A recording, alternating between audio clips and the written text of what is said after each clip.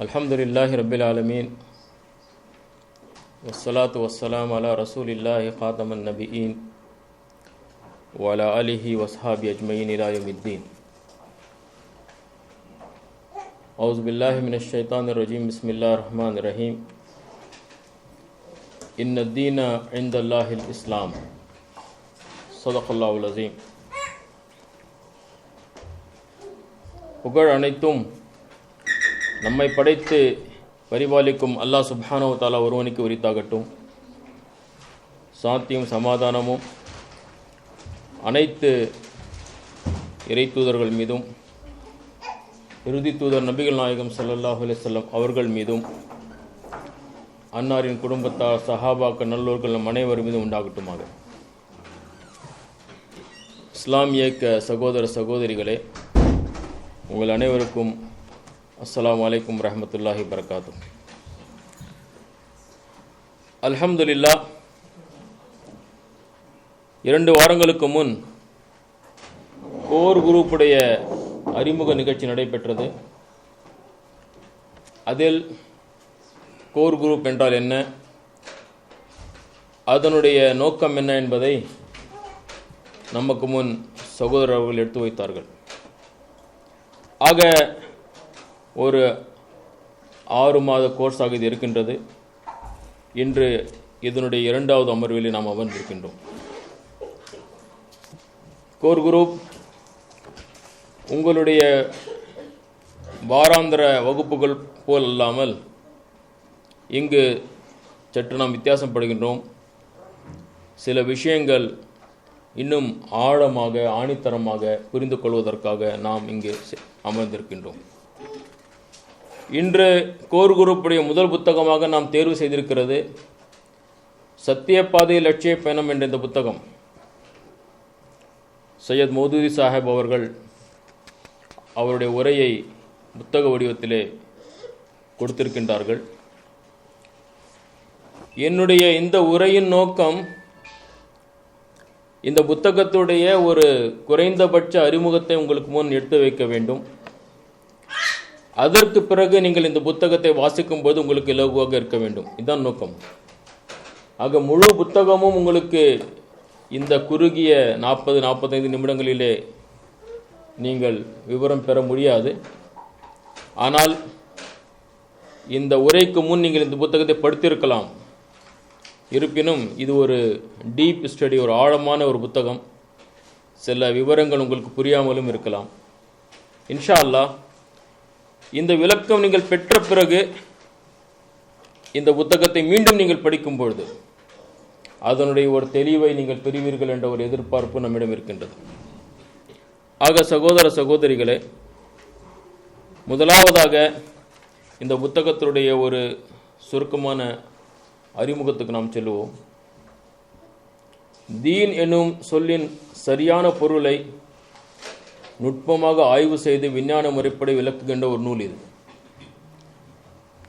இங்கு நீங்கள் கவனிக்க வேண்டிய விஷயம், தீன் என்ற சொல்லினுடைய சரியான பொருள், அதை பற்றிய ஒரு நுட்பமான ஆய்வு, எ சயின்டிஃபிக் ரிசர்ச், விஞ்ஞான முறைப்படி விளக்குகின்ற ஒரு நூல். ஆக ஒரு பயான் போன்று கோர்வையாக மிக சுலபமாக இல்லாமல் it is a scientific study. தீன் என்ற சொல்லை பற்றிய ஒரு சயின்டிஃபிக் ஸ்டடி ஒன்று இங்கு இந்த புத்தகத்தில் சொல்லப்பட்டிருக்கின்றது. யார் மத்தியில் இதை பேசியது என்றால், ஜாமியா மில்லியா உடைய அந்த கல்லூரியிலே 21/3/1943 சையத் மௌதூதி சாஹிப் அவர்கள் படித்த மக்களிடம், கல்லூரி மக்களிடம் இந்த உரையை எடுத்து வைக்கின்றார்கள். ஆக இந்த உரை அவர்களை பார்த்து பேசிய காரணத்தினால் இது ஒரு ரிசர்ச் ஓரியன்ட் உரையாக இருக்கின்றது. சையத் மௌதூதி சாஹிப் குத்பாத்திலும் பேசியிருக்கின்றார். அப்பொழுது விவசாயிகள் அவருக்கு முன் இருந்தார்கள். குத்பா பெருரையில் நீங்கள் பார்த்தீர்கள் என்றால் சுலபமான மொழி, இலகுவான உதாரணங்கள். ஆனால் இங்கு ஒரு டிஃப்ரெண்ட் அப்ரோச், ஒரு வித்தியாசமான அப்ரோச். முதலாவதாக இந்த புத்தகத்துக்கு செல்வதற்கு முன் இங்கு கூறப்பட்ட இந்த பதிப்புரையில் சொல்லப்பட்ட விஞ்ஞான முறைப்படி என்ற வார்த்தை இருக்கின்றதே, அதனுடைய அர்த்தம் என்ன? What is the meaning of scientific study என்பதை முதலில் நாம் புரிந்து கொள்ள வேண்டும். விஞ்ஞான முறைப்படி ஆய்வு செய்தல் என்றால் என்ன என்று பார்க்கும்பொழுது விக்கிபீடியாவுடைய டெஃபினேஷன் இவ்வாறு இருக்கின்றது. It is a body of techniques for investigating phenomena, acquiring new knowledge or correcting and integrating previous knowledge. நுட்பமான விஷயங்களின் தொகுப்பு ஆகும். விஞ்ஞான முறை என்பது நுட்பமான விஷயங்களின் தொகுப்பு ஆகும்.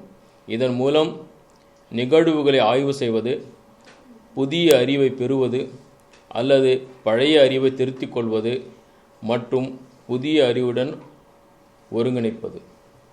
அதாவது நாம் இதுவரை தீன் என்ற வார்த்தையை எதை புரிந்திருக்கின்றோமோ அந்த வார்த்தையை ஒரு நுட்பமான முறையிலே அவர் என்ன செய்கின்றார்? ஆய்வு செய்கின்றார். ஆய்வு செய்து சில புதிய தகவல்கள் நம்ம பெறலாம். நம்முடைய அறிவு புதிய தகவல்களை பெறலாம். இல்லை, சில தவறுகளை நாம் திருத்திக் கொள்ளலாம். அப்படியும் இல்லை என்றால் ஏற்கனவே நாம் புரிந்திருக்கின்றோம் அல்லவா, அதிலோட கொஞ்சம் அதிகமாக புதிய விஷயங்கள் நாம் ஒருங்கிணைத்துக் கொள்ளலாம். Integration of the previous knowledge, ஏற்கனவே நம்மிடம் இருக்கின்ற அறிவுடன் சேர்த்துக் கொள்ளலாம். இதுதான் சயின்டிஃபிக் ஸ்டடி, சயின்டிஃபிக் மெத்தட்.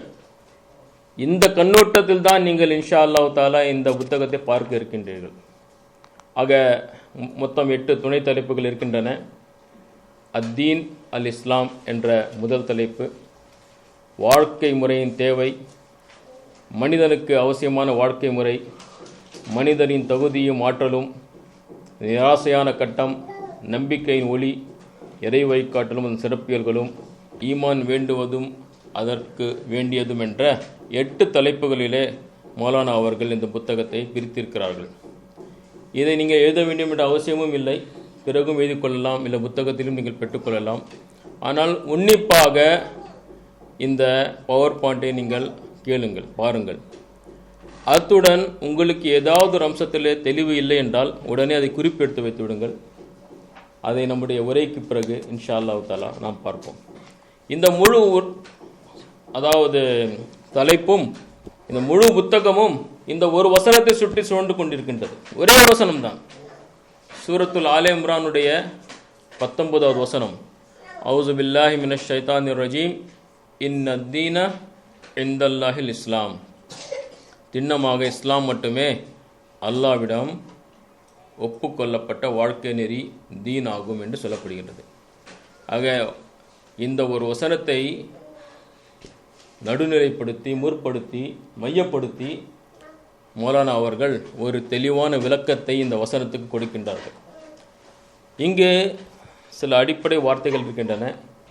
நமக்கு தெரியும், சர்டைன்லி, நிச்சயமாக அத்தீன். அத்தீன் என்றால் இங்கு வாழ்க்கை நெறி என்று நாம் எப்போது நாம் தீன் சொன்னால் நீங்கள் வாழ்க்கை நெறி புரிந்து கொள்ள வேண்டும். வாழ்க்கை நெறி என்று சொன்னால் தீன் என்று புரிந்து கொள்ள வேண்டும். நம்முடைய உரையிலே, நம்முடைய பேச்சிலே, இன்று இந்த அமர்விலே, இந்த அல்லாவிடம் அல் இஸ்லாம், இஸ்லாம் மட்டுமே. வாழ்க்கை நெறியின் பெயர்தான் இஸ்லாம். அல்லாவிடம் ஒப்புக்கொள்ளப்பட்ட வாழ்க்கை நெறி திண்ணமாக இஸ்லாம் மட்டுமே என்று இந்த வசனத்திலே அல்லாஹ் சுப்ஹானஹு வ தஆலா சொல்லுகின்றான்.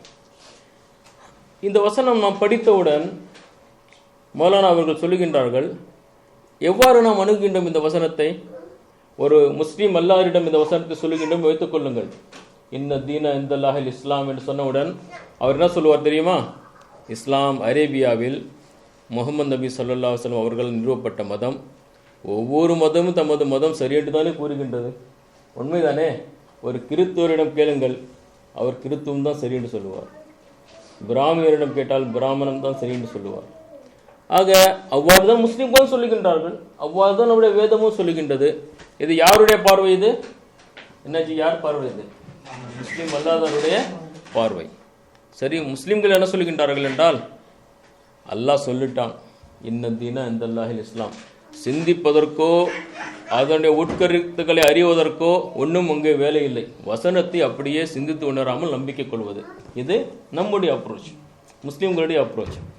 ஆக ஒரு வசனம் முஸ்லீம் அல்லாதவருடைய பார்வையிலே ஒரு கோணத்திலும் முஸ்லீம்கள் கோணத்திலும் ஒட்டுமொத்தமாக it is not studied in detail, in depth, அதை நாம் பார்க்கவில்லை. அதை தான் மௌலானா அவர்கள் அந்த மெத்த படித்த மக்களுக்கு முன்னால் எடுத்து வைக்கின்றார்கள்.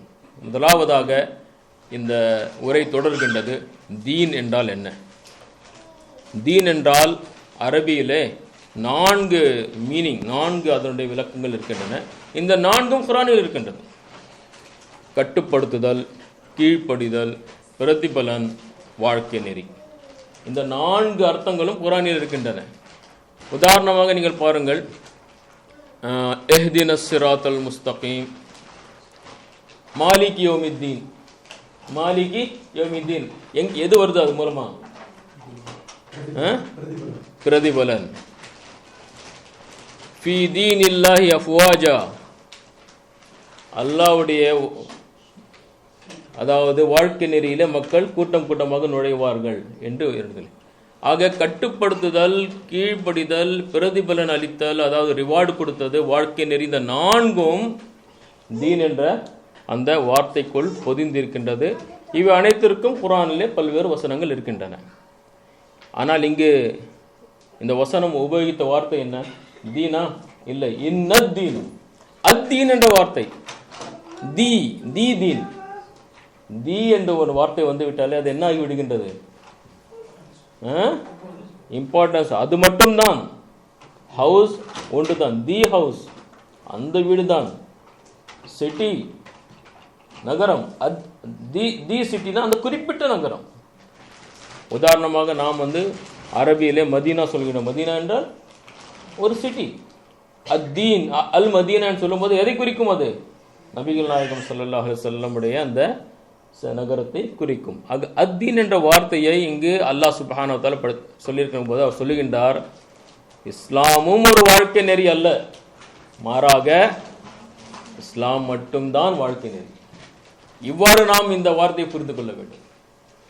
பல வாழ்க்கை நெறிகளில் ஒன்று, பல மதங்களில் ஒன்று, பல மார்க்கங்களில் ஒன்று என்று நீங்கள் இஸ்லாத்தை புரிந்து கொள்ளக்கூடாது. மாறாக இன்ன தீன இந்தல்லாஹில் இஸ்லாம் என்ற அந்த வார்த்தையில் இருக்கும், பொதிந்திருக்கும் அந்த அர்த்தம் என்னவென்றால், இஸ்லாம் மட்டுமே வாழ்க்கை நெறி என்று நாம் புரிந்து கொள்ள வேண்டும். அத்தீன் என்ற இந்த வாழ்க்கை நெறி எவ்வாறு இருக்க வேண்டும் என்று சொல்லுகின்றார். 3 விஷயங்கள் இங்கு சொல்லப்படுகின்றது. முதலாவதாக, அது ஒரு நாடு அல்லது சமூகம் மட்டுமில்லாமல் உலகளாவிய கண்ணோட்டத்தில் இருக்க வேண்டும். வாழ்க்கை நெறி என்பது எல்லோருக்கும் இருக்க வேண்டும், சமமாக இருக்க வேண்டும், அனைவருக்கும் தேவைதான். வெறும் ஆசிய மக்களுக்கு தேவை, அமெரிக்கர்களுக்கு தேவையில்லை, ஐரோப்பியர்களுக்கு தேவை, ஆஸ்திரியர்களுக்கு தேவையில்லை, அப்படி அல்ல. மனித சமுதாயம் அனைவருக்கும் உலகளாவிய கண்ணோட்டம் வாழ்க்கை நெறிக்கு இருக்க வேண்டும். நீங்கள் இந்த வார்த்தைகள் எல்லாம் தெளிவாக புரிந்தால்தான் you can follow the slides. அவர் முதலில் சொல்லும் விஷயம் என்னவென்றால், வாழ்க்கை நெறி அது யூனிவர்சலாக இருக்க வேண்டும். It should not be segmented, ஒரு குறிப்பிட்ட பகுதிக்கு மட்டும் இருக்கக்கூடாது. அனைத்து காலங்களிலும் அது பொருந்த வேண்டும். வெறும் நபி ஸல்லல்லாஹு அலைஹி வஸல்லம் காலத்தில் அது இருந்தது, இப்பொழுது முடியாது அப்போ என்றால் அது என்ன? அத்தீன் இல்லை, அது ஒரு வாழ்க்கை நெறி இல்லை. வாழ்க்கை நெறியுடைய ப்ரீ ரிக்விசைட்ஸ், ப்ரீ கண்டிஷன்ஸ், வாழ்க்கை நெறி என்று ஒன்று சொல்லும் பொழுது, அத்தீன் என்று சொல்லும்போது இந்த கண்டிஷன்ஸ் அப்ளை ஆகணும் அதுக்கு. 3வது, மனித இனம் அனைவருக்கும் இருக்க வேண்டும். ஆதம் அலைஹிஸ்ஸலாம் முதல் கடைசி குழந்தை வரை இந்த உலகத்து அனைவருக்கும் அது பொருந்த வேண்டும். ஆக it should not have geographical boundaries, it should not be time bound, it should be universal. இந்த கண்ணோட்டத்தில் அந்த வாழ்க்கை நெறி இருக்க வேண்டும் என்று அவர் சொல்லுகின்றார்கள். புரியுதுங்களா பை? தெளிவா இருக்கா? ரைட். இப்பொழுது வசனத்தினுடைய அடுத்த பகுதிக்கு வாருங்கள். இஸ்லாம். இன்ன தீன இந்தல்லாஹில் இஸ்லாம். இஸ்லாம் என்றால் என்ன? சரண்டர், சரணடைதல், இணங்குதல், தன்னை ஒப்படைத்து விடுதல், மன இச்சையை துரத்தல் என்று இஸ்லாம் என்ற அந்த வார்த்தைக்கு குர்ஆனிலே பல்வேறு பொருள்கள் அடங்கியிருக்கின்றன. இங்கு என்ன வார்த்தை இருக்கின்றது? அல் இஸ்லாம். அதாவது இது ஒரு புதிய மார்க்கம் அல்ல, நபி ஸல்லல்லாஹு அலைஹி வஸல்லம் தோற்றுவித்த ஒரு மார்க்கம் அல்ல. மாறாக உலகத்தில் பிறந்த, அதாவது அல்லாஹ் படைத்த முதல் மனிதர் ஆதம் நபி அலைஹிஸ்ஸலாம் அவர்கள் கொண்டு வந்த மார்க்கம் என்ன? அல் இஸ்லாம். அதற்கு பிறகு பல்வேறு காலகட்டங்களிலே அல்லாஹ் சுப்ஹானஹு வ தஆலா நபிமார்களை அனுப்புகின்றான். ஆதம் அலைஹிஸ்ஸலாம் முதல் பல்வேறு 1,00,000க்கும் அதிகமான நபிமார்கள் வந்தார்கள். இந்த தொடர் இறுதி தூதர் முஹம்மது நபி ஸல்லல்லாஹு அலைஹி வஸல்லம் அவர்கள் இருந்து முடிவு பெற்றது. ஆக முதல் நபி முதல் கடைசி நபி வரை லட்சத்துக்கும் அதிகமான நபிமார்கள் போதித்த ஒரே ஒரு மார்க்கம் அல் இஸ்லாம். இந்த கண்ணோட்டத்திலே நீங்கள் அல் இஸ்லாமை புரிந்து கொள்ள வேண்டும். ஆக இதுவரை நாம் பார்த்தது என்ன? தீன் என்றால் என்ன, இஸ்லாம் என்றால் என்ன, அத்தீன் என்றால் என்ன, அல் இஸ்லாம் என்றால் என்ன. இது ஃபர்ஸ்ட் சாப்டர். சாப்டர் 2 வாழ்க்கை முறையின் அவசியம். இங்கு மௌலானா அவர்கள் சொல்லுகின்றார்கள், அர்த்தமுள்ள ஒரு வாழ்க்கை, ஒரு நெறிமுறை தேவைதானா, மனிதனுக்கு தேவைதானா என்று பார்க்கும்பொழுது அவர்கள் சில விஷயங்கள் அலசி ஆராய்கிறார்கள். அதாவது மனிதனும் மற்ற படைப்புகளுக்கும் உள்ள வித்தியாசத்தை அவர்கள் எடுத்துரைக்கிறார்கள். சொல்லுகின்றார்கள், மனிதன் நதி அல்ல. நதிக்கோ நில அமைப்பு அதனுடைய பாதையை அமைத்து தந்து விடுகிறது. மழை பெய்யுது, தண்ணி தேங்குது, நிலம் என்ன செய்யுது? வழிகாட்டுகின்றது. மனிதன் நதி போன்று அல்ல. மனிதன் மரம் அல்ல. மரத்தின் வளர்ச்சிக்கோ இயற்கையை வழிவகுத்து விடுகின்றது. மாறாக மனிதன் யார்? பல துறைகளில் அவன் எது சரி எது தவறு என பிரித்தறியும் தன் சுய அறிவை பயன்படுத்தி தனக்கென்று ஒரு பாதையை வகுக்க வேண்டியதாக இருக்கின்றான். மற்ற படைப்புகளுக்கு நமக்கும் உள்ள வித்தியாசம் என்ன? நமக்கு சில சுய முடிவு எடுக்க வேண்டியது இருக்கின்றது. மரங்களுக்கு அல்ல, நதிகளுக்கு அல்ல, மலைகளுக்கு அல்ல. மாறாக மனிதனுக்கும் மற்ற படைப்புகளுக்கும் உள்ள வித்தியாசம் இங்குதான் இருக்கின்றது. மனிதன் அவன் அல்லாஹ் சுப்ஹானஹு வ தஆலா ஒரு வித்தியாசமான படைப்பாக படைத்திருக்கின்றான். அவனுக்கு சில சுய முடிவுகள் எடுக்க வேண்டியது இருக்கின்றது. ஆக அவன் தானாக சுயமாக வாழ்க்கை நெறியை அவன் அமைத்துக் கொள்வதற்கு சக்தி இருக்கின்றதா இல்லை என்பதுதான் இந்த புத்தகத்தினுடைய முழு ஆராய்ச்சி. ஆக இந்த கண்ணோட்டத்திலே அவர் சொல்லுகின்றார்கள், மனித வாழ்க்கையின் எல்லா துறைகளும் ஒன்றொன்று பின்னி பிணைந்தவை. எந்த ரீதியிலே மனிதன் மற்ற படைப்புடன் வித்தியாசப்படுகிறான் என்றால், அவனுடைய முழு வாழ்க்கையும் பல்வேறு துறைகளிலே பின்னி பிணைந்திருக்கின்றது. அதாவது தனிப்பட்ட வாழ்க்கை, கூட்டு வாழ்வு, சமுதாய வாழ்வு, இல்லற வாழ்வு, குடும்பங்களுக்கிடையே உள்ள உறவுகள், பொருளியல் சம்பந்தமான விஷயங்கள், அரசியல் நிர்வாக அமைப்புகள், பன்னாட்டு தொடர்புகள் ஆகிய அனைத்தையும் உள்ளடக்கிய ஒரு உகந்த கூட்டு வாழ்க்கை முறை மனிதனுக்கு தேவைப்படுகின்றது. ஆக ஒரு காம்ப்ரிஹென்சிவ் பிளான் அவனுக்கு தேவைப்படுகின்றது என்று மௌலானா அவர்கள் சொல்லுகின்றார்கள். அது மட்டும் இல்லாமல் அவனுக்கு ஒரு குறிக்கோள், ஒரு லட்சியம் அடைந்த ஒரு வாழ்க்கை அவனுக்கு தேவைப்படுகின்றது. மனிதன் அவ்வாறே இவ்வாறே ஒரு மரம் போல் வாழ முடியாது. அவனுக்கு வேண்டியது என்ன? பல நெறிகள் அல்ல, பல வழிகள் அல்ல. மாறாக வாழ்வின் லட்சியத்தை முழுமையாக அடைவதற்கு வேண்டிய ஒரே நன்மார்க்கம்தான். அவனுக்கு ஒரு லட்சியம் இருக்கின்றது. அந்த லட்சியத்தை அடைவதற்கு அவனுக்கு ஒரு வழிகாட்டல் தேவைப்படுகின்றது. என்னஜி தெளிவா இருக்கா? அடுத்தது, அது மட்டும் இல்லாமல் தனிப்பட்ட சமூக வாழ்க்கையை பிரிக்க முடியாது மனிதனுடைய. அதாவது தனிப்பட்ட வாழ்க்கையிலே அவருக்கு வாழ்க்கை நெறி இருக்கின்றது, சமூக வாழ்க்கையிலே ஒரு முறைமை இருக்கின்றது. தனிப்பட்ட வாழ்க்கையை அவருக்கு எப்படியும் இருக்கலாம். இன்றைய காலகட்ட தலைவர்கள் சொல்வது போல் சமூக வாழ்க்கையிலே அவன் சில சமூக முறைகளை பேணலாம். Don't ask about individual life. இது ஒரு மனிதனுக்கு உகந்தது அல்ல. மாறாக அவனுடைய தனிப்பட்ட வாழ்க்கையும் கூட்டு வாழ்க்கையும் பிரிக்க முடியாது. வாழ்வின் ஒவ்வொரு அங்கமும் பகுதியும் மற்றொன்றை சார்ந்து இருக்கின்றது. இதெல்லாம் புத்தகத்தில் இருக்கும் கருத்துக்கள், நான் படிக்கின்றேன். வாழ்வின் ஒவ்வொரு அங்கமும் பகுதியும் மற்றொன்றை சார்ந்து நிற்கின்றன. ஒவ்வொரு பகுதியும் மற்ற பகுதியின் மீது தன் செல்வாக்கை பயன்படுத்துகின்றது. அதே போல மற்ற பகுதியின் செல்வாக்கினால் தானும் பாதிக்கப்படுகின்றது. இனி இந்த வாழ்க்கை இருக்கின்றது சகோதர சகோதரிகளே. அதாவது நான் ஒரு தனியாக இந்த உலகத்தில் பிறந்து வாழ்ந்து இந்த உலகத்தில் செல்ல முடியாது. I am dependent on many people. ஒன்று நான் தாக்கத்தை கொடுக்கின்றேன், இல்லை தாக்கத்தை பெறுகின்றேன். ஒன்று உதவி செய்கின்றேன், இல்லை உதவி பெறுகின்றேன். ஆக நான் ஒரு சமூக வாழ்க்கை இல்லை சேர்ந்திருக்கின்றேன். ஆக டோன்ட் டிஃபரன்ஷியேட். தனிப்பட்ட வாழ்க்கை சமூக வாழ்க்கை பிரிக்க முடியாதது என்று சொல்கின்றார்கள். அதே நேரிலே இந்த வாழ்க்கை முறை எவ்வாறு இருக்க வேண்டும் என்றால், பூகோள இனவாரியாக மனிதனையும் பிரிக்க முடியாது. அதாவது ஆப்பிரிக்கர்கள் தனியாகவும் ஆசிய மக்கள் தனியாகவும் நீங்கள் மனிதர்களை பிரிக்க முடியாது என்று அவர் சொல்கிறார். வாழ்க்கை நெறி எவ்வாறு இருக்க வேண்டும் என்றால், பூகோள ரீதியாக அவர்களை பிரிக்கக்கூடாது. புவியியல் அடிப்படையில், தேசிய அடிப்படையில், இன அடிப்படையில் எத்தனை வேற்றுமைகள் இருந்த போதிலும் மனித வாழ்வை கட்டுப்படுத்தும் இயற்கை நியதிகள் எல்லாமே ஒன்றுதான். என்ன புரியுதா? ஆசிய மக்களுக்கும் பசி இருக்கு, ஆப்பிரிக்கர்களுக்கும் பசி இருக்கு, அமெரிக்க மக்களுக்கும் பசி இருக்கின்றது. அவர்களுக்கும் குடும்பம் தேவைப்படுகின்றது, அவர்களுக்கும் இல்லற வாழ்க்கை தேவைப்படுகின்றது. அனைவருக்கும் தேவைகள் ஒன்றுதான். ஆக டோன்ட் டிஃபரன்ஷியேட். நாம் வகுத்து கொள்ள வேண்டிய வாழ்க்கை நெறி பூவல் அடிப்படையிலும் இன ரீதியாகவும் மக்களை பிரிக்கக்கூடாது. கடைசியாக சொல்கிறார், வாழ்வின் ஒவ்வொரு பகுதியும் மற்றொன்றை சார்ந்து இருக்கின்றது. ஏற்கனவே நாம் இதை பார்த்தோம். ஒன்றொன்று சார்ந்து நம்முடைய வாழ்க்கை இருக்கின்றது. ஆக ஆதி முதல் இன்று வரை மனிதனுடைய உருவத்திலே எந்த விதமான மாற்றமும் ஏற்படவில்லை. அவன் எந்த மூலப்பொருளால் படைக்கப்பட்டிருக்கின்றானோ அந்த மூலப்பொருள்கள் 1000 ஆண்டுகளுக்கு முன் எப்படி இருந்தனவோ அப்படித்தான் இன்றும் இருக்கின்றன. அவனது குணம், இயற்கையான வேட்கைகள், பண்பு நலன்கள், ஆசாபாசங்கள், மனசாயல்கள், பலவீனங்கள், பலன்கள், தகுதிகள், ஆற்றல்கள் எல்லாம் ஒன்றுதான்.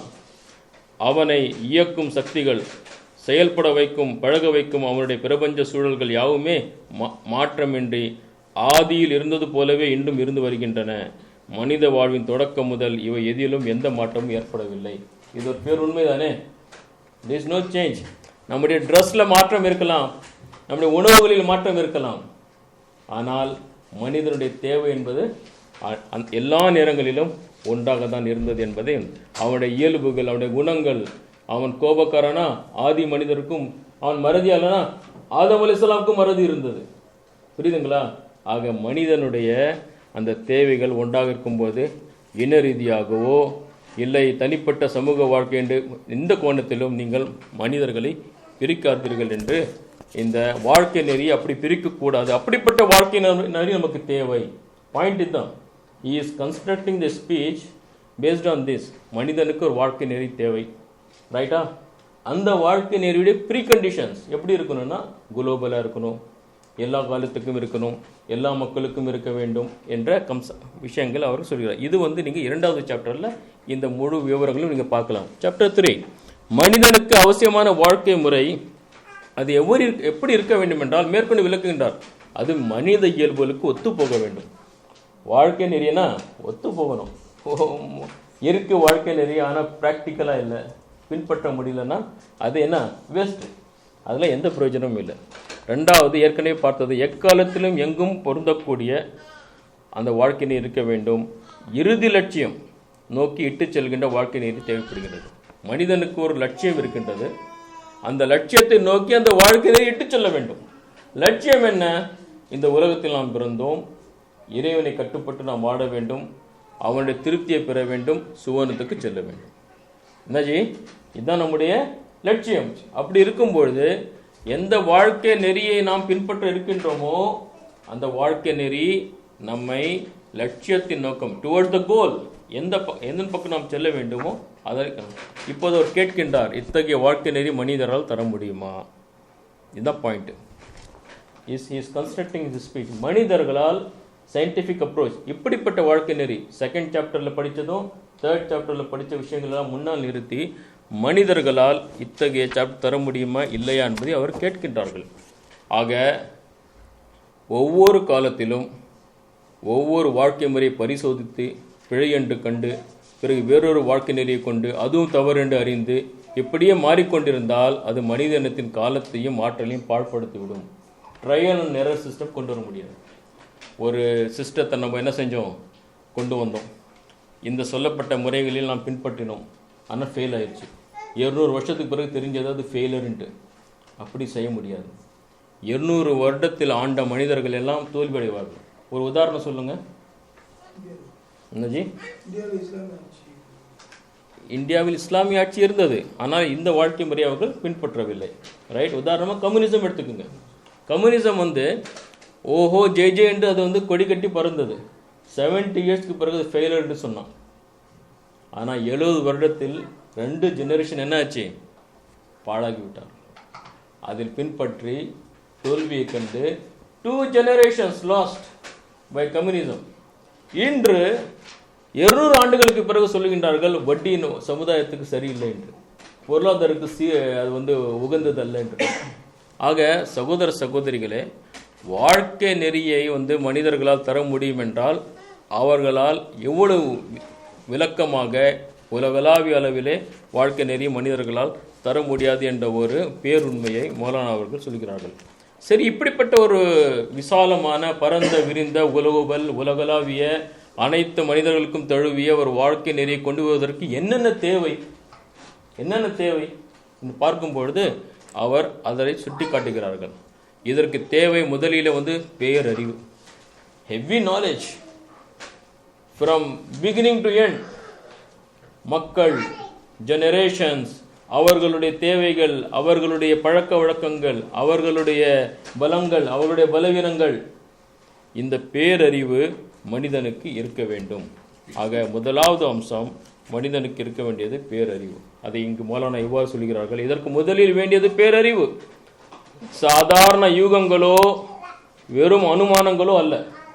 நாட் ட்ரீம்ஸ், நாட் என்ன சொல்றது, அதாவது ஒரு யூகங்களின் அடிப்படையில் இருக்கக்கூடாது, கற்பனையின் அடிப்படையில் இருக்கக்கூடாது. மாறாக எதன் அடிப்படையில் இருக்க வேண்டும் என்றால் பேரறிவின் அடிப்படையில் இருக்க வேண்டும்.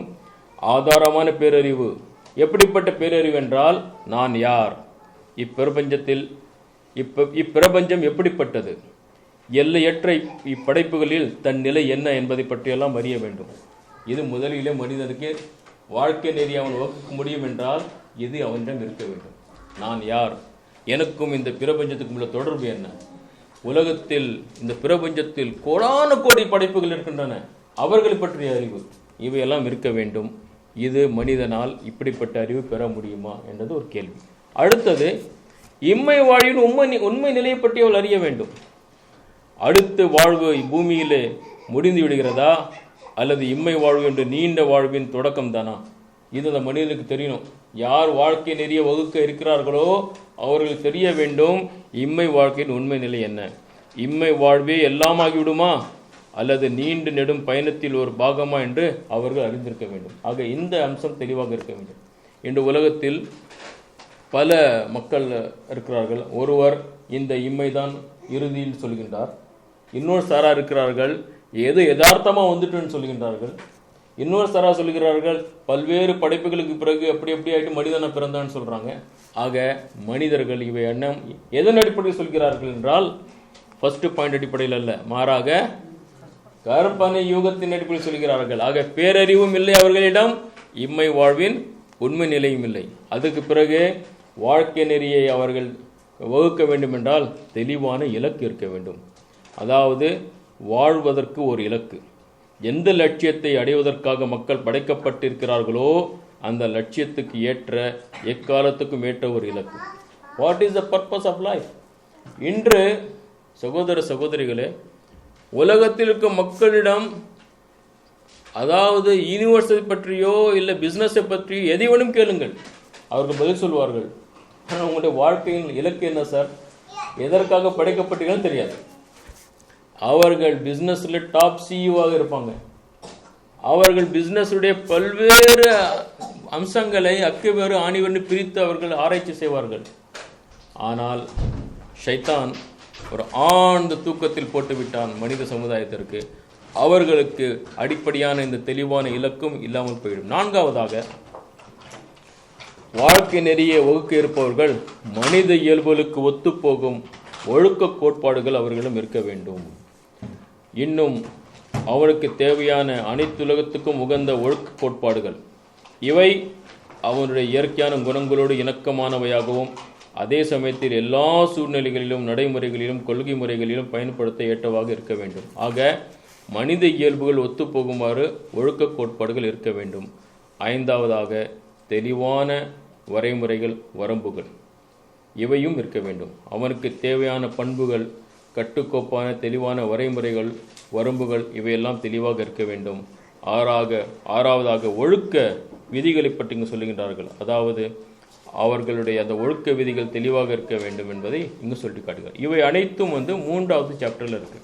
3வது சாப்டர் நாம் படித்தது என்னவென்றால், வாழ்க்கை நெறியை நிர்ணயிப்பவர்களிடம் இருக்க வேண்டிய என்ன குணம்சங்கள், தகுதிகள் என்றால் அவர்களிடம் பேரறிவு இருக்க வேண்டும், இம்மை வாழ்வின் உண்மை நிலை அவர்களுக்கு இருக்க வேண்டும். 3வது என்னஜி, தெளிவான இலக்கு இருக்க வேண்டும். 4வது மனித இயல்புகளுக்கு ஒத்துப்போகும் ஒழுக்க கோட்பாடுகள். 5வது தெளிவான வரைமுறைகள், வரம்புகள், ஒடுக்க விதிகள் என்று இருக்க வேண்டும். இப்பொழுது சயின்டிஃபிக் அப்ரோச்சுடைய இன்னொரு ஃபேஸ், மனிதனுடைய தகுதிகளும் மாற்றங்களும் என்ன இருக்கின்றது. 3வது சாப்டரில் எந்த லெவலில் இருக்கணும்னு பார்த்தோம். ஆனால் மனிதன் எந்த லெவலில் இருக்கிறான்னு சொல்லி அடுத்த சாப்டரில் அவர் ஆராய்ச்சி பண்ணுறாரு. அவர் சொல்லுகின்றார், மனிதர்களிடம் 4 தகுதிகள், ஆற்றல்கள் இருக்கின்றன. ஒன்று, அவனிடம் விருப்பம், அளவிலா ஆசைகள் இருக்கின்றன. அதாவது அவன் சில விஷயங்களை விரும்புகின்றான், சில விஷயங்களை அவன் நேசிக்கின்றான். அதன் அடிப்படையிலே சில நேரங்களில் அவன் அவசரப்படுகின்றான். அவனிடம் துடிப்பு இருக்கிறது, திட்டம் இல்லாமல் இருக்கின்றது, வழி தெரியாமல் இருக்கின்றது. ஏனென்றால் விருப்பம் இருக்கின்றது. இதை வைத்து ஒரு வாழ்க்கை நெறியை வகுக்க முடியுமா என்பதே ஒரு கேள்வி. அடுத்தது, மனிதனிடம் இருப்பது என்ன?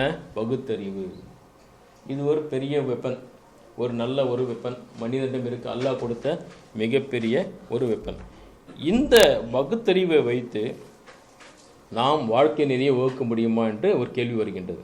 அவர் எழுதுகின்றார், யாருடைய அறிவாற்றலை நாம் ஏற்பது என்பதுதான் இங்கு கேள்வி.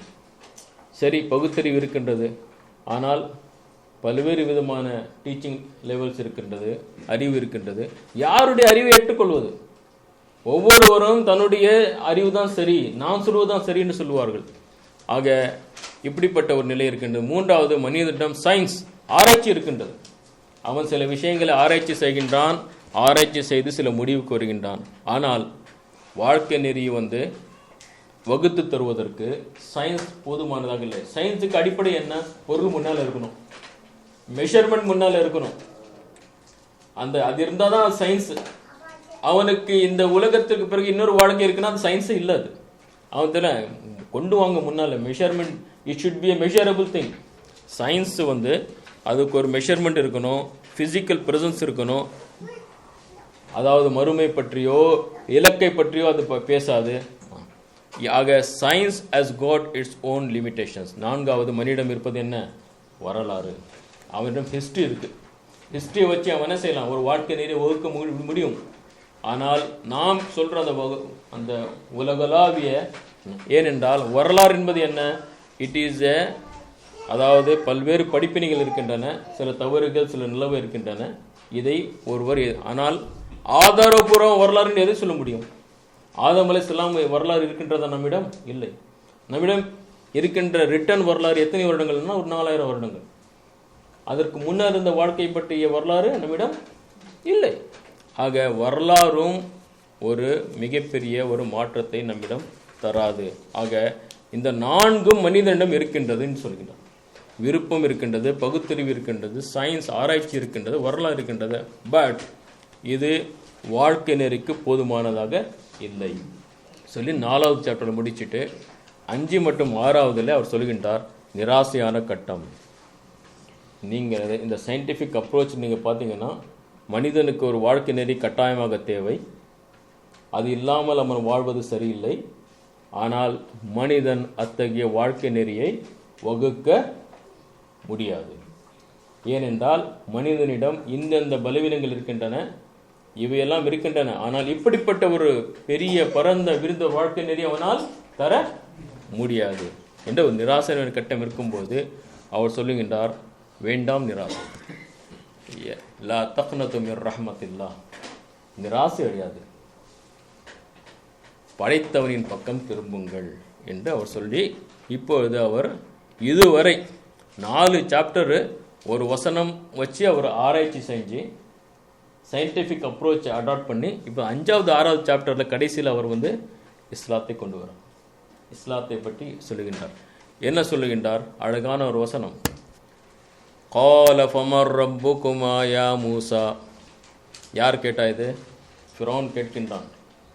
ஃபிரௌன் கேட்கின்றான், ஆணவத்துடன் கேட்கின்றான், மூசாவே உங்கள் இருவரின் இறைவன் யார்? மூசா அலைஹிஸ்ஸலாம் மற்றும் ஹாரூன் அலைஹிஸ்ஸலாம் அந்த அரண்மனையில் இருக்கும்போது அவன் கேட்கின்றான், கால ஃபமர் ரப்புகுமா யா மூசா. மூசா அலைஹிஸ்ஸலாம் மிக அழகான பதில் சொல்லுகிறார். கால ரப்புனா அல்லஸீ ஆதா குல்ல ஷைஇன் கல்கா சும்ம ஹதா. ஒவ்வொரு பொருளுக்கும் அதற்குரிய படைப்பமைப்பை கொடுத்த பின்னர் அதற்கு வழிகாட்டியவன் யாரோ அவன்தான் எங்கள் இறைவன். பாருங்கள், எவ்வளோ அழகான ஒரு டெஃபினேஷனை கொடுக்குறாங்க. மூசா அலைஹிஸ்ஸலாம் சொல்லுகிறார்கள், என்னுடைய இறைவன், நம்முடைய இறைவன் வெறும் படைத்து விட்டுவிடவில்லை, மாறாக என்ன செய்தான்? வழிகாட்டினான், வாழ்க்கை நெறியை கொடுத்தான், மனிதர்களுக்கு இலக்கை காட்டினான், பகுத்தறிவை எவ்வாறு பயன்படுத்த வேண்டும் என்று காட்டினான், சுய அதிகாரத்தை எவ்வாறு பயன்படுத்த வேண்டும் காட்டினான். ஆக சூரே தாஹாவுடைய இந்த வசனத்தை இங்கு மௌலானாவுக்கு சுட்டி காட்டுகின்றார்கள். இது நீங்கள் குர்ஆனிலே பல இடங்களில் பார்க்கலாம். சப்பிஹிஸ்ம ரப்பிக்கல் ஆலா அல்லஸி ஹலக ஃபஸவ்வா வல்லஸி கத்தர ஃபஹதா. உயர்வுமிக்க கண்ணியமிக்க அந்த இறைவனுடைய பெயரை துதியுங்கள். சப்பிஹிஸ்ம ரப்பிக்கல் ஆலா அல்லஸி ஹலக, உம்மை படைத்தான். என்ன படைச்சு என்ன செஞ்சான்? விடலாம். அல்லஸி ஹலக, பொருத்தமாக படைத்தான். ஃபஸவ்வா, அதற்கு பிறகு என்ன செஞ்சான்? வழிகாட்டினான். சப்பிஹிஸ்ம ரப்பிக்கல் ஆலா அல்லஸி ஹலக ஃபஸவ்வா வல்லஸி கத்தர, விதியை நிர்ணயித்தான். ஃபஹதா, வழிகாட்டினான். ஆக இது அனைத்தும் இறைவன் தான் செய்ய முடியும்.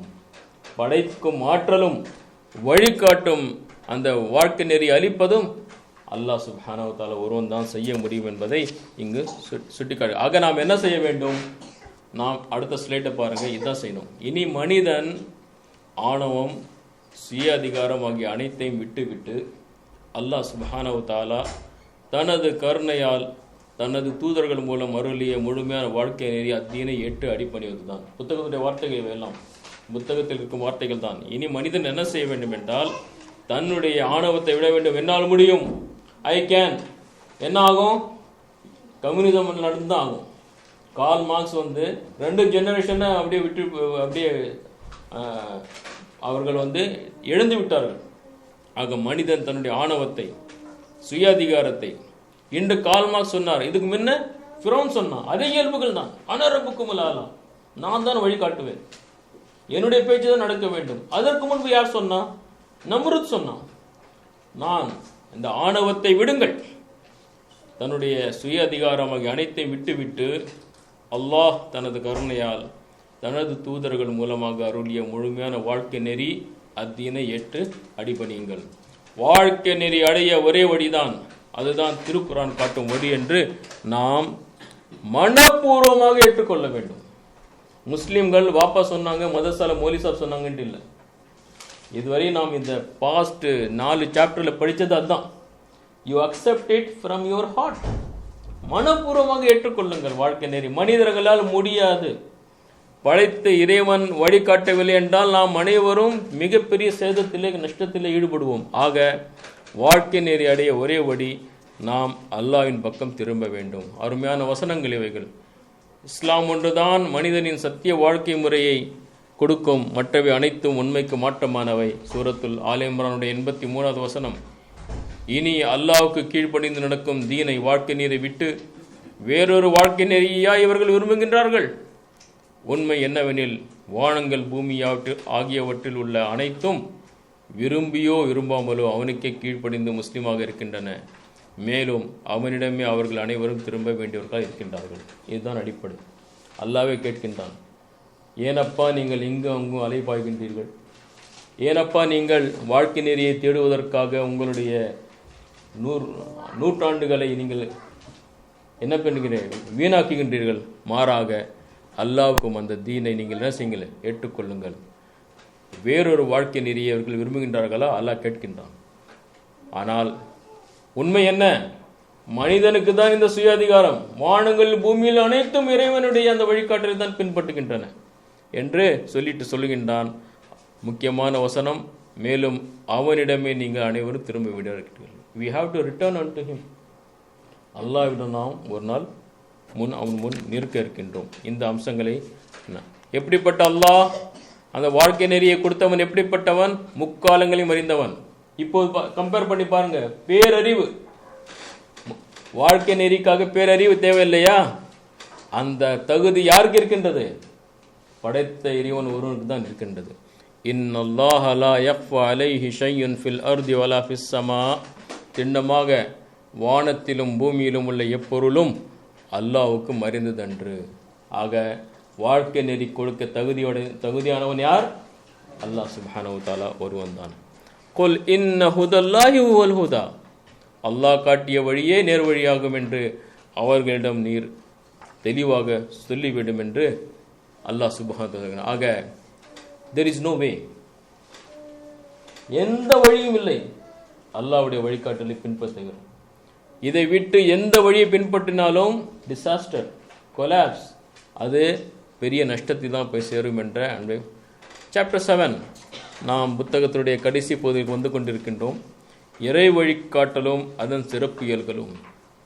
இறையுடைய வழிகாட்டலை பின்பற்றினால் எத்தகைய சிறப்பு இயல்புகள் அதில் இருக்கின்றன என்று பார்க்கும்பொழுது இரண்டு விஷயங்களாக இங்கு கம்பேர் செய்யப்படும். முதலாவதாக, மனிதன் யூகத்தின் அடிப்படையில் முடிவெடுக்கின்றான்.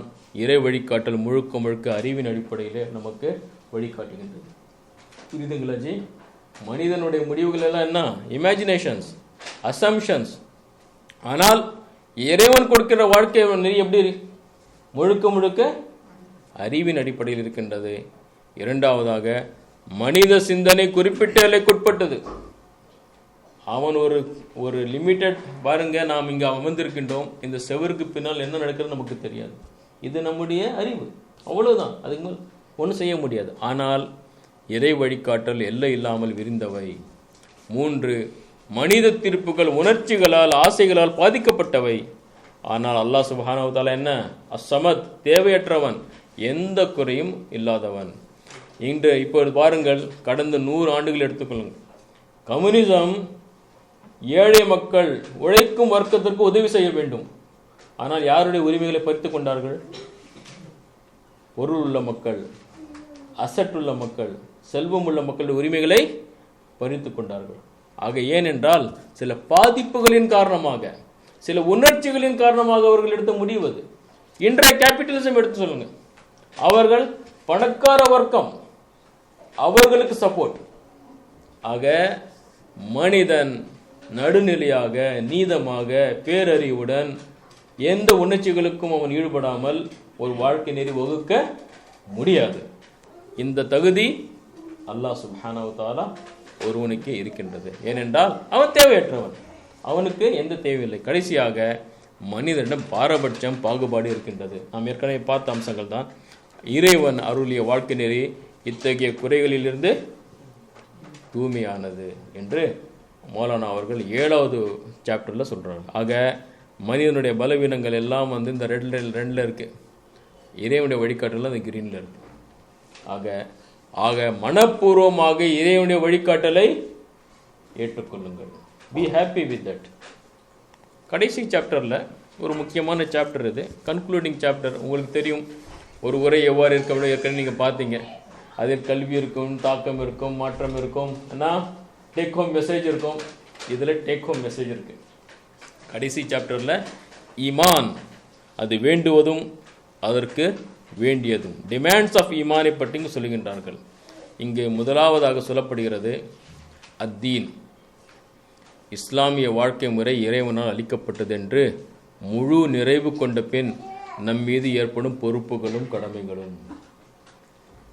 7 சாப்டரில் பார்த்தாச்சு பாய். அத்தீன் அல்லாஹ் தான் கொடுக்க முடியும், மனிதர்களால் தர முடியாது. மனப்பூர்வமாக ஏற்றுக்கொள்ளப்பாச்சு. நாமெல்லாம் முஸ்லீம்கள், இஸ்லாம் என்ற வாழ்க்கை நெறியை மனப்பூர்வமாக ஏற்றுக்கொண்டு வாழ்பவர்கள். இப்பொழுது நம்மிடம் ஏற்படுகின்ற பொறுப்புகள் என்ன? ஒரு 6 பாயிண்ட்ஸ் இருக்குது. இந்த பாயிண்ட்ஸ், இந்த புள்ளிகளை நாம் தெளிவாக மனதில் நிறுத்த வேண்டும். நமது உள்ளமும் உடலின் ஒவ்வொரு உறுப்பும் இந்த நம்பிக்கையில் ஊறி திளைத்து பிரதிபலிக்க வேண்டும். எந்த நம்பிக்கையில் ஜி? எந்த நம்பிக்கை தம்பி? இஸ்லாம் மட்டும்தான் வாழ்க்கை நெறி. அல்லாஹ்வை தவிர வேறு யாரும் வாழ்க்கை நெறியை தர முடியாது.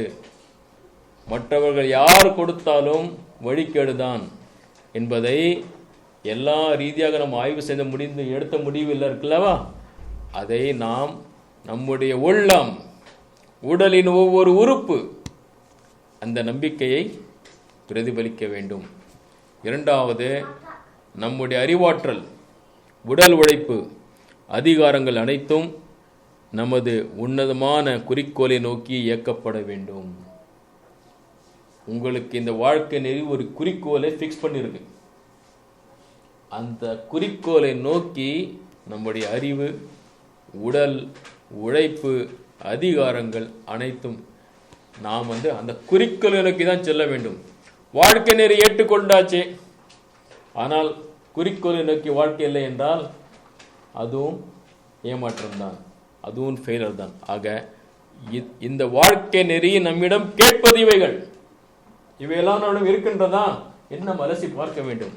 மூன்றாவதாக நமது எண்ணம், செயல், வெறுப்பு எல்லாம் இஸ்லாமிய வாழ்க்கைப்படி பிரதிபலிக்க வேண்டும். இந்த வாழ்க்கை நெறிப்படி தான் எல்லாம் பிரதிபலிக்கணும். சிந்தனையும் எண்ணங்களும் வெறுப்பும் எல்லாம் இதன் அடிப்படையில் இருக்க வேண்டும். நான்காவதாக இந்த தீனிலிருந்து எந்த அளவுக்கு விதிவிலக்குகளையும் தவிர்க்கக்கூடிய நிலைகளையும் உண்டாக்கி கொள்கின்றோமோ அந்த அளவுக்கு நாம் பொய்யர்களாக ஆகிவிடுவோம் என்று பொருள். என்னால் இது முடியாது, இதனால் முடியாது, கொஞ்ச நாள் முடியாது, பிறகு பார்த்துக்கலாம், 60 இயர்ஸ்க்கு பிறகு பார்த்துக்கலாம், ஹஜ்ஜுக்கு பிறகு பார்த்துக்கலாம். விதிவிலக்குகள், சாக்கு போக்குகள், இப்படி எவையெல்லாம் நாம் தவிர்க்கின்றோமோ அந்த அளவுக்கு நாம் இந்த வாழ்க்கை நெறியுடைய நம்முடைய ஈடுபாடு காட்டாமல் இருக்கின்றோமோ அந்த அளவுக்கு நாம் பொய்யர்களாக ஆகிவிடுகின்றோம். ஆக மனப்பூர்வமாக இந்த வாழ்க்கையை ஏற்றுக்கொண்டிருக்கிறீர்கள் என்றால் முழு வாழ்க்கையிலும் பின்பற்றுங்கள். போஸ்ட்பான்மெண்ட் மென்டாலிட்டி, தள்ளி போடுறது, பிறகு செய்யலான்னு சொல்றது, இதை நீங்கள் விட்டு விடுங்கள் என்று மௌலானா அவர்கள் சொல்கின்றார்கள். ஐந்தாவதாக தனிநபர், வீடு, சமூகம், நாடு, குழந்தை பயிற்சி, அலுவலகம், நடத்தை, பண்பாடு, கலை, இலக்கியம், அரசியல் அனைத்தும் இந்த வாழ்க்கை நெறியை கூறு போடாமல் பின்பற்ற வேண்டும். எல்லா துறைகளிலும் இந்த தீன் தான், இந்த வாழ்க்கை நெறிதான். தனிப்பட்ட வாழ்க்கை நான் பின்பற்றுகின்றேன், ஆனால் கூட்டு வாழ்க்கையில் முடியாது. நோ. உதுகுலு ஃபி ஸில்மி காஃபா, இஸ்லாத்தில் நீங்கள் முழுமையாக நுழைந்து விடுங்கள் என்று அல்லாஹ் சுப்ஹானஹு வ தஆலா சொல்கின்றான். கடைசியாக நாம் பெற்ற நன்மைகள் எல்லாம் இந்த வையகம் பெற வேண்டும் என்ற எண்ணம் கொண்டு செயல்பட வேண்டும். என்ன அர்த்தம்? இந்த வாழ்க்கை நெறியை அறிமுகப்படுத்த வேண்டும், பிறருக்கு சொல்ல வேண்டும், அழைப்பு பணி செய்ய வேண்டும், இந்த வாழ்க்கை நெறியின் பக்கம் மக்களை அழைக்க வேண்டும். மனித சமுதாயம் தீமையின் பக்கம், அநீதியின் பக்கம், தோல்வியின் பக்கம், நரகத்தின் பக்கம் சென்று கொண்டிருக்கின்றதல்லவா, அதிலிருந்து மக்களை காப்பாற்ற வேண்டும். இவை அனைத்தும் சொல்லி இந்த பேராகிராஃபை சொல்லி அவர் தன்னுடைய உரையை முடிக்கின்றார். மிக அழகான வார்த்தைகள். சத்தியம் மேலோங்கி நிலைக்க வேண்டும் என்னும் உறுதி கொண்டோர் யார்? அது நாம் தான் இல்லையா? நாம் எல்லாம் உறுதி கொள்றோம் இல்லையா? சத்தியம் நிலைக்க வேண்டும், தீன் நிலைநாட்டப்பட வேண்டும். அவர்கள் என்ன செய்யணும்? தங்கள் ஆற்றல்கள் அனைத்தையும் திரட்டி தீய சக்திகளை அடக்கி அழித்து சத்தியமும் தர்மமும் தலைத்தோங்கிட செய்ய வேண்டும். சத்தியத்தின் உயர்வை உணர்ந்த எவரும் சத்தியத்தின் குடை நிழலில் யாவற்றையும் கொண்டு வரும் வரை ஓய்ந்திட மாட்டார்கள். இந்த தீனை பற்றியான தெளிவு எல்லோரும் கிடைத்துவிட வேண்டும். தொடர்ந்து முயற்சி, தொடர் போராட்டம். அவர்கள் தலை சாய்ந்திட மாட்டார்கள். தீமைகளை ஒழித்து நன்மைகளை நிலைநாட்டுவதில் எவருக்கு உணர்ச்சி பொங்கவில்லையோ, உற்சாகம் பீரிட்டு எழவில்லையோ, ஆர்வம் கொதித்தெழவில்லையோ, அவருடைய ஆன்மா உறக்கத்தில் வீழ்ந்து கிடக்கிறது என்றுதான் பொருள். தீமைகளை ஒழித்து நன்மைகளை நிலைநாட்டுவதில் எவருக்கு உணர்ச்சி பொங்கவில்லையோ, உற்சாகம் பீரிட்டு எழவில்லையோ, ஆர்வம் கொதித்து எழவில்லையோ, அவருடைய ஆன்மா உறக்கத்தில் வீழ்ந்து கிடக்கிறது என்றுதான் பொருள். இந்த உறக்கம் மீளா உறக்கமாக மரணமாக மாறி விடுவதற்கு முன்னர் விரைவில் வீறு கொண்டு விழித்தெழுந்து சத்தியமும் தர்மமும் மேலுவதற்காக நம் வாழ்வை அர்ப்பணிக்க ஆயத்தமாக வேண்டும் என்று மௌலானா அவர்கள் சொல்லுகின்றார்கள். இவ்வாறு இந்த உரையை முடிக்கின்றார்கள். ஆக வெறும் வாழ்க்கை நெறி உண்மையானது, சத்தியமானது என்று வாய் அளவில் சொல்லாமல் செயலளவில் சொல்லுங்கள், முழு வாழ்க்கையில் சொல்லுங்கள், கூறு போடாமல் சொல்லுங்கள், அதற்காக உழையுங்கள், அதற்காக பாடுபடுங்கள், அதற்காக அர்ப்பணியுங்கள், தியாகத்தை கொடுங்கள். ஏனென்றால் எது நெருங்கி இருக்கின்றது? மரணம் நெருங்கி இருக்கின்றது. இறைவனை நாம் சந்திக்க இருக்கின்றோம். ஆக சகோதர சகோதரிகளே, கோர் குருப்புடைய இந்த முதல் புத்தகத்திலே இந்த அம்சங்கள் நமக்கு முன் மிக தெளிவாக எடுத்து கொண்டு வரப்பட்டன. அதாவது தீன் என்ற வாழ்க்கை நெறி மனிதனுக்கு தேவை, ஆனால் அது மனிதனால் வகுக்க முடியாது என்பதை ஆராய்ச்சி கண்ணோட்டத்திலே மௌலானா அவர்கள் எடுத்து வைத்த பிறகு நிராசை வேண்டாம், டேர்ன் டு அல்லாஹ் சுப்ஹானஹு வ தஆலா, இறைவனின் பக்கம் திரும்புங்கள், இறைவன் வழிகாட்டுவான், அவன் நமக்கு போதுமானவனாக இருக்கின்றான் என்ற அம்சங்களை முன்னிறுத்தி நம்முடைய பொறுப்புகளை நினைவு கூறி இந்த உரையை முடிக்கின்றார்கள். இவ்வாறாக இந்த தெளிவை இந்த குறிப்புடைய முதல் புத்தகத்தில் நாம் பெற்றோம். எவையெல்லாம் இன்று நாம் கேட்டோமோ அல்லாஹ் சுப்ஹானஹு வ தஆலா அந்த அம்சங்களை நாம் தெளிவாக மனதில் நிறுத்தி சிந்தித்து மனப்பூர்வமாக உளப்பூர்வமாக தீன் என்ற அந்த வாழ்க்கை நெறி தான் நம்முடைய வாழ்க்கை நெறி என்பதை புரிந்து அதன் அடிப்படையிலே நம்முடைய சிந்தனையும் செயலையும் குடும்பத்தையும் சரி செய்து அதற்காக பாடுபடும் மக்களாக அல்லாஹ் சுப்ஹானஹு வ தஆலா என்னையும் உங்களையும் ஆக்கி வைப்பானாக. வாஹிரு தாவானா அனில்